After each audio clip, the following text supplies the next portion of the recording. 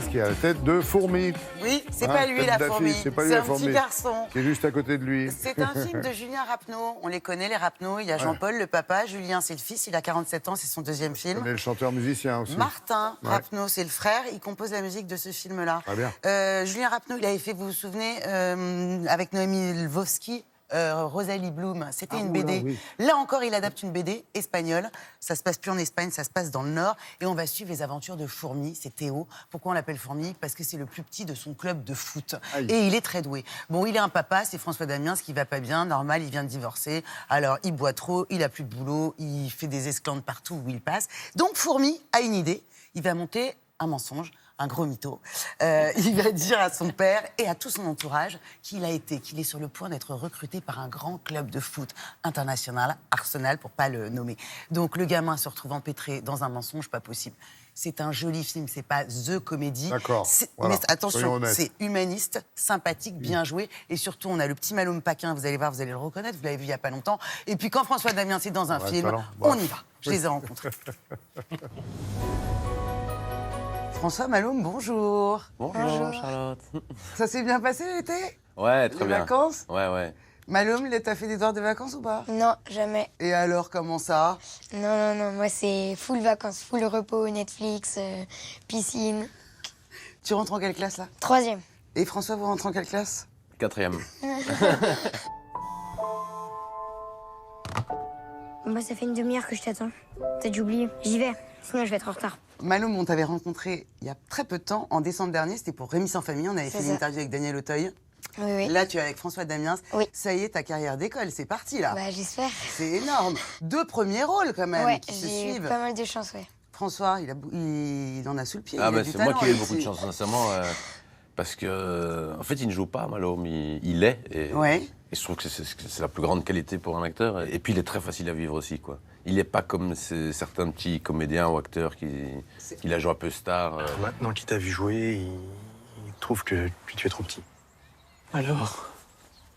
Il m'a sélectionné. C'est un très joli film sur les Ah ouais. rapports père-fils. Père-fils, c'est ça. Mais ici, au début, le fils est plus adulte que le père. C'est ça, Oui, bah, c'est ça. parce que le papa, au début, il est dans une crise un petit peu compliquée à cause de sa maman, qu'il a perdu son travail. Et il a beaucoup d'espoir sur son fils. Mais en fait, Théo, il va vraiment tout faire pour que son père redevienne comme avant. Quand il veut quelque chose, il fait tout pour l'obtenir. Et vraiment, même s'il sait que ce mensonge, ça va peut-être le détruire, et bah, il y va quand même. Et c'est ça vraiment que j'ai trouvé très, très fort dans la personnalité de Théo.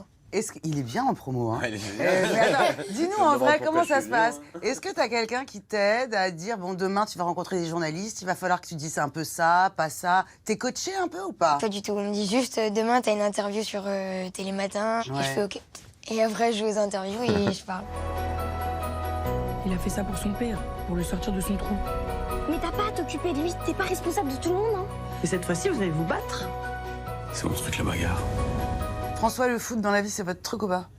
Ah, bah, j'aime bien les Coupes du Monde, mais je ne suis pas les championnats.